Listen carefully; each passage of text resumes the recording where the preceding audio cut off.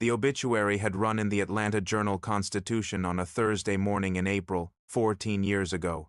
Marcus Whitfield, 48, beloved husband, devoted father, founder of Whitfield Construction Group, survived by his wife, Elaine, and his son, Darius, age 12, services to be held at Ebenezer Baptist Church. Darius had been 12 years old when he stood in his church clothes in the front pew and listened to people talk about his father in the past tense. He remembered the specific quality of that day, the smell of the lilies, the weight of his mother's hand on his shoulder, the particular sound of grief in a room full of people who were trying to hold it at a manageable volume. He remembered the closed casket, which his mother had explained was because of the accident. The car had gone into the Chattahoochee. By the time they found it, she had said carefully, it wasn't possible to have an open casket. He had been 12. He had not known what questions to ask. He was 26 now, and he had been running Whitfield Construction Group for 2 years, since his mother died of a stroke at 58, leaving the company to the son who had been prepared for it. His grandmother had helped run things in the years between the father's death and the son's readiness. The company had survived, and when Darius took the reins at 24, he had found an organization that was smaller than it had been under Marcus but solid, with a reputation for reliability that was the most durable kind of reputation in the construction business. He had made it larger. In 2 years he had grown the company's revenue by 40% and expanded the geographic footprint. From Metro Atlanta into 3 additional markets, he was, by any standard, successful. The Atlanta Business Chronicle had profiled him 6 months ago under the headline The New Generation of Whitfield, how a 26-year-old is rebuilding his father's legacy. He had not corrected the legacy framing. He had not said, I am not rebuilding my father's legacy. I am building something new that happens to have his name on it. He had not said this because it would have been ungracious, and because the legacy framing was useful for the brand, and because honestly, his father had been a good man and the legacy was real and deserved the honoring. He had believed all of that. He had believed it until the 3rd Thursday of November, when he drove to the site on Pryor Street to check on the renovation progress and saw a man sitting on the steps of the building across the street. The man was old, or look told the specific oldness of someone who had been worn by circumstances, rather than by years. The oldness that arrived ahead of schedule. He was wearing a coat that had been good once and was now at the end of a long road. He had a paper cup from a fast food place and he was looking at the construction site across the street with the expression of a man watching something he recognized. Darius pulled into the site and got out of his truck and walked across the street to talk to the foreman, which was the purpose of the visit. And he walked back to his truck 20 minutes later and the man was still there and the man was still looking at the site, and something about the angle of the look, the way the head was tilted, the way the eyes tracked the progress from one end of the building to the other, snagged in Darius's mind the way things snagged when they were familiar before they were identified. He stopped. He looked at the man. The man had not looked at him. The man was looking at the construction site with the specific attention of someone reading something. Darius thought, that's how my father looked at construction sites. He thought this the way you thought the impossible things, with one part of his mind producing the observation, and the other part of his mind immediately classifying it as not possible. His father was dead. His father had been dead for 14 years. He had stood in Ebenezer Baptist and listened to the obituary and watched the casket and held his mother's hand. His father was dead. He got in his truck. He drove 2 blocks and pulled over. He sat in the truck for a moment with the engine running and thought about what he had seen, and the way the man had looked at the site and the angle of the head and the way the eyes had moved, and he thought about his father, who had looked at construction sites the way other men looked at paintings, with the specific attention of someone who saw something in them that was not purely functional. He drove back. The man was still on the steps. Darius sparked the truck and got out and walked across the street, and he stood in front of the man and he looked at him, and the man looked up, and the 14 years compressed into nothing in the space between one breath and the next. The face was older. It was the face of a man who had been worn by circumstances and by time and by something else that Darius did not have a name for yet. The eyes were the same. The jaw was the same. the specific quality of the attention, even now, even in the expression of a man caught off guard by someone standing in front of him the same. "Dad," Darius said. The man looked at him for a long moment. "Darius," he said. The name in that voice, after 14 years, was the most disorienting thing Darius had ever heard. The conversation that followed was not the conversation that needed to happen. It was the conversation that happened first, on the steps of the building on Pryor Street, with the construction noise from across the way and the November cold and 14 years of everything between them. It was the conversation that happened when you found something you had been told was gone, and the finding was so disorienting that neither person had access to the full architecture of what needed to be said. His father's name was Marcus. He was 62 years old, which was not as old as he looked. He had been living, for the past 6 years, in a rooming house on Jonesboro Road, a place that charged weekly, where the walls were thin and the management was not particular about the condition of things as long as the weekly rate was paid on time. Before the rooming house there had been other places, in other cities, none of them permanent. He told Darius this in pieces, on the steps, in the specific incomplete way of someone who was not yet sure how much to tell and in what order. And Darius listened with the specific incomplete way of someone who was not yet sure how much he could absorb at once. "The accident," Darius said, at some point. His father looked at him. "There was no accident," he said. "There was a car in the river." "Yes." His father looked at his hands. "There was a car in the river. Your car."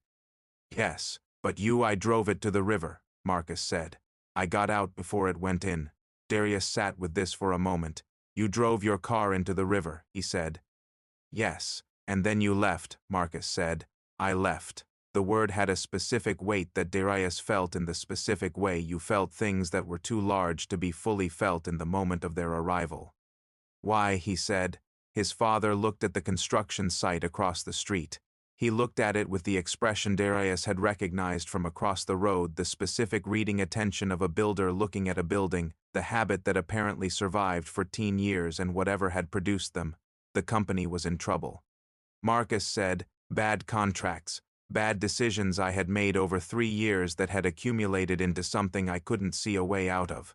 We were going to lose the business. We were going to lose the house. Your mother and I," he stopped. "I was not in a condition to see clearly. I thought that if I was gone, the insurance would." He stopped again. "I thought it would be better." "You thought your son growing up without a father would be better," Darius said. "I thought your mother would have the money to start over," Marcus said. "I thought." He stopped. "I was not thinking correctly. I was in a place that I can explain to you now with 20 years of distance that I could not explain at the time." "The insurance didn't pay," Darius said. He was working backward through the history he knew. "There was no insurance. After the accident there was no payout. Grandma said the policy had lapsed." His father was quiet. "Because they investigated," Darius said. "Because they looked at the circumstances and they found something. And they didn't pay." "Yes," Marcus said. "So you gave up everything and faked your death and left your wife and 12-year-old son, and the insurance didn't even pay." His father looked at his hands. "Yes," he said. "That is what happened." Darius stood up. He needed to move. He walked several steps and stopped and turned around. 14 years, he said. "Yes. You've been here, in this city. For 6 years you've been here."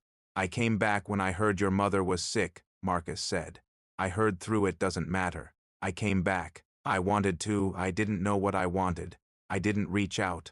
I watched, from a distance." "You watched from a distance," Darius said. "You were in Atlanta. While my mother was dying and you watched from a distance. I didn't think." "No," Darius said. "You didn't." He stood on the sidewalk on Pryor Street and he looked at the man who was his father, who was not dead, who was 62 years old and living in a rooming house on Jonesboro Road, and he thought about 12 years old and the closed casket and his mother's hand on his shoulder and the lilies and the 30-year-old grief that had calcified inside him into a shape he had learned to carry without noticing it was there. He thought about what to do. He did not know what to do. "I need time," he said. "Don't go anywhere." He stopped. "Can you give me your number at the rooming house?" His father gave him a number, an actual landline at the rooming house, which told Darius that his father did not have a cell phone, which told him something about the specifics of the past 14 years that the conversation had not yet covered. "I'll call," Darius said. "I don't know when, but I'll call." He walked back to his truck. He drove to the office. He sat at his desk for 45 minutes doing nothing, which was the longest he had sat at his desk doing nothing since the day his mother died. Then he called his attorney. His attorney was a woman named Gloria Reeves, who had been the Whitfield family's legal counsel for 20 years and who had been Darius's specific attorney since he took the company. She was 60 years old and had the specific quality of an attorney who had seen enough that very little surprised her, which was the quality he needed most right now. "I need to know," he said, "about the death certificate, my father's, what it would mean legally if he were alive." A pause. "Darius," Gloria said carefully, "what's happened?" He told her. The silence on the other end of the line had the quality of a woman reorganizing a considerable amount of information in a short period of time. "He's alive," she said. "He's alive," Darius confirmed. "He lives on Jonesboro Road. He's been in Atlanta for 6 years. Another pause. "Then we have several things to discuss," Gloria said, "starting with the death certificate, which was issued by the state of Georgia and which, if he's alive, is a fraudulent document, and continuing through what that means for the estate, for the company, and for any number of other legal questions that are going to require careful thought." "I know," Darius said. "And beyond the legal questions," Gloria said, in the different tone she used when she was speaking as a person rather than as an attorney, "how are you?" Darius looked at his desk. He thought about the man on the steps with the paper cup and the worn coat and the 14 years. "I don't know yet," he said. Gloria Reeves called back the following morning with a preliminary framework. The legal situation was, as she had predicted, considerable. A death certificate issued fraudulently created a cascade of legal implications. It touched the estate, the company, and Marcus's personal legal status. The estate had been settled. The company had passed to Elaine and subsequently to Darius. The house on Cascade Road had been sold 6 years ago. The proceeds going into the trust that had supported the company's operations through the difficult years. "The core legal question," Gloria said, "is whether Marcus Whitfield intends to reassert his identity, and what consequences flow from that. If he presents himself as alive to the state of Georgia, the fraudulent death certificate becomes a matter for resolution. The circumstances that he staged his own death open questions of insurance. Fraud that I need to look at carefully, because the insurance company investigated and declined the claim, which complicates the fraud analysis. They declined because they suspected fraud," Darius said. "They suspected irregular circumstances. They declined on those grounds. Whether they pursued any criminal referral at the time I need to research. What does he want? Has he said?" "We didn't get that far," Darius said. He had called the rooming house the previous evening. His father had answered on the 3rd ring, sounding like a man who had been waiting for the call. Darius had said, "I need another day." His father had said, "I'll be here." The conversation had been 40 seconds. He went back to Pryor Street. He went back because his father was on those steps most mornings. And he needed to understand more before he could decide what to do with what he knew. His father was there. They walked this time. His father knew the neighborhood in the way of someone who had spent years walking it. The specific knowledge of someone who did not have a car, who moved through the city on foot and by bus, and who had accumulated the geography the way people accumulated geography when they had nothing but time to learn it. They walked to a park 3 blocks away and sat on a bench. "Tell me the rest," Darius said. His father told him. The 14 years had not been a single thing. They had been many things. The first 2 years in Birmingham, where he had worked construction under a different name, the money going somewhere without a clear destination. 3 years in Memphis. 4 years doing day labor and odd jobs in places whose names Darius registered and then filed, because the specific geography of his father's wandering was less important than the accumulation of it. The decision to come back to Atlanta had been, as Marcus described it, not a decision at all but a gravity, the city pulling him back. The way cities pulled the people who had built themselves in them. "You could have called," Darius said. "Yes," his father said. "At any point, in 14 years. Yes, Why didn't you?" His father was quiet for a long time. The park around them was doing its November thing, the cold and the bare trees, and the specific quietness of outdoor spaces in late autumn, the quality of places that had been emptied of their summer function. "Because I didn't know how to be your father after what I had done," Marcus said. "I had left. I had made a choice that I told myself was about your future, and that was actually about my inability to face what I had made of my present. And once the choice was made and the time had passed, every year that went by made the gap between what I had done and what calling would require feel larger. Shame compounds," he said. "That's not an excuse. It's just what happened." Darius sat on the bench and looked at the bare trees. "The company almost failed," he said. "After you left, Grandma held it together barely. We lost 2 major contracts. Mom worked 2 jobs for 3 years. His father said nothing. She never stopped being your wife," Darius said. There was nobody else. She spent her whole adult life as the widow of a man who wasn't dead." His father closed his eyes. "She died believing you were dead," Darius said. "I know," Marcus said. "Did you go to the funeral?"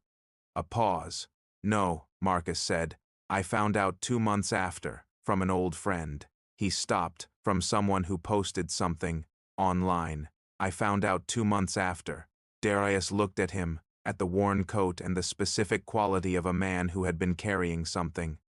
For a very long time, he thought about shame compounding.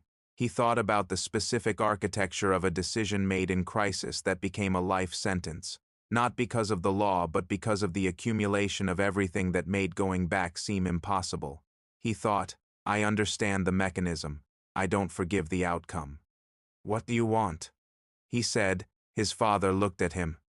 "I want to tell you I'm sorry," he said, "which I know is not sufficient. I know the word doesn't reach what it needs to reach, and I would like, if you're willing, to know you, the person you became, not to take credit for it, not to insert myself into a life you built without me. I just would like to know you if you're willing to let me." Darius sat on the bench in the November park and he thought about this with the specific care that the question required. "That's a decision I can't make in this park," he said. "I know," his father said. "There are also legal questions that Gloria needs to resolve before anything else can happen. I understand. And there are things I need to process that I haven't processed yet. I've been running on the version of events where you were dead. I've been the company. My whole professional identity is built on the narrative of a son carrying forward what his father started. That narrative is now different." "Yes," his father said. "I know. I need to understand what it actually is before I can decide what to do with it." He stood. He looked at his father, at the 62-year-old man on the bench. The worn coat, who had made a catastrophic decision at 48 under circumstances that included genuine crisis and genuine failure of mental clarity, and who had compounded that decision with 14 years of absence that had hardened year by year into something too large to navigate around. "I'll call Gloria today," Darius said. "She'll need to speak with you about the legal situation." "Okay," his father said. "And I'll come back," Darius said. "Not to resolve anything, just to I'll come back." He walked back to his truck. He did not go to the office. He drove to the house on Cascade Road, the house that had been sold 6 years ago, where he had grown up, which was now occupied by a family he did not know, and he parked on the street and looked at it from the truck. The new family had painted the shutters a different color. The azalea bush his mother had planted was still there, larger now, in the dormant state of November. He sat in the truck for a long time. Then he drove home. Gloria Reeves spent 4 days with the legal questions and came back to Darius on a Monday afternoon with the organized version. The insurance situation was the most delicate. The company had filed a suspicious circumstances report with the State Insurance Commission. The investigation had been inconclusive, the car's trajectory into the river assessed as possibly accidental. Prosecution was not worth the effort. This meant Marcus faced no immediate criminal exposure, but the record existed and needed to be navigated carefully.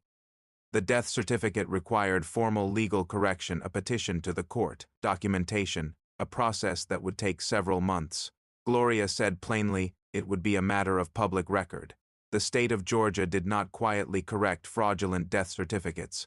The correction would be filed. It would be discoverable, which means, Darius said, that at some point this becomes public. Yes, Gloria said. The question is the timing and the framing. If we manage the disclosure, we can shape the story to some degree. If someone else discovers it first, someone might, Darius said. He had been thinking about this. About the 6 years his father had been in Atlanta, moving through the city on foot and by bus, living in a rooming house on Jonesboro Road. 6 years of existing in a city where his name meant something, where his obituary had run. In the AGC, where people who had known him were still alive and still in Atlanta. Someone might, Gloria agreed. The longer we wait to act, the greater that risk. He went to see his father on Thursday at the rooming house. He explained the legal situation in the organized terms Gloria had used. His father listened. Inside, Darius sits across from Marcus, who is wearing a worn coat. Marcus listens intently, his expression unreadable. The room is small and simply furnished. What do you want? Darius asked. To tell you I'm sorry, Marcus said, which doesn't reach what it needs to reach. And if you're willing to know you, just to know you, that's a decision I can't make in this room, Darius said. There's also something I need to understand first. My entire professional identity is built on carrying your legacy. That narrative just changed. Yes, his father said. I know. He stood and looked at the 62-year-old man in the worn coat who had made a catastrophic decision at 48 and compounded it with 14 years of absence. I'll come back, Darius said. Not to resolve anything, just back. The story broke on a Wednesday, 3 weeks later. Not from a press release, but from a conversation Marcus had with Robert Chen. Robert had been a subcontractor for Whitfield Construction. When he encountered Marcus, the recognition had been immediate. The conversation happened organically, and Robert had called his cousin, who worked at a radio station. By Wednesday morning the question was in the air. Darius had been prepared for this, not for this specific sequence, but for the possibility of it. He had developed an approach with Gloria. He called the Atlanta Journal-Constitution. First, he gave an interview to Sandra Parks, a journalist he trusted. He told her the full story about the prior street steps, the recognition, the conversation, and the legal process underway. He told her what his father had told him, not the softened version, but the accurate one, including the staged death and insurance investigation, and the 14 years. He told Sandra Parks, the story of Whitfield Construction is not the story of a son carrying his father's legacy. It is the story of a son who had to build something real in the absence of the father who was supposed to provide the foundation, and who found out that the foundation was different from what he had believed, and who has to decide now what it means to go forward. He told her, I have not decided whether I can forgive my father. That is a process I'm in the middle of, and it will take time. What I have decided is that the people who work for this company deserve to know the truth of the name they're working under, and the community that has supported this company deserves to know it. I am not willing to manage a version of events that lets me look better, at the cost of being less than honest. The story ran on Thursday morning. By Thursday afternoon, the Atlanta Business Chronicle had picked it up. By Friday, the national business press had found the angle. The son who built a $40 million company on the legacy of a father who turned out to be alive and living in a rooming house, 12 miles from the company headquarters. His phone was full of messages. He could not answer. He answered one. It was from a man named James Whitfield, his grandfather, Marcus's father, who was 81 years old, and lived in a retirement community in College Park, and who had not spoken to Darius in 2 years because of a disagreement. I want to see him, James said, when Darius answered. I want to see my son. Darius sat with this. He'll need to know you're calling, he said. I know, James said. I'm calling you first because I didn't know his number. A pause. I should have known his number. Yes, Darius said. You should have. He arranged the meeting and was not present for it. He dropped his father at the retirement community on a Saturday morning and sat in the parking lot. 2 hours later, his father came out and got in the truck, and neither said anything for several minutes. How was it? Darius said. Hard, his father said. Good, Darius said. Hard means it's real. He started the truck. I'm not moving you into the rooming house, he said. There's an apartment on Capitol Avenue, a building we renovated. You can stay there while we figure out what comes next. Is that a yes? Darius said. Yes, his father said. It's not forgiveness, Darius said. I know, his father said. It's the next step. Darius drove to Capitol Avenue. He showed his father the apartment, gave him the key, and said, I'll call you. He drove home and called Gloria. The AGC piece is running well, she said. 3 clients called with support. The board wants Monday. 1 contract negotiation needs attention. Midtown. I'll handle it. You did the right thing, she said. The honest version. I'll know it better in 6 months, he said. He hung up. He thought about his mother, Elaine, who had spent her entire adult life as the widow of a man who was not dead.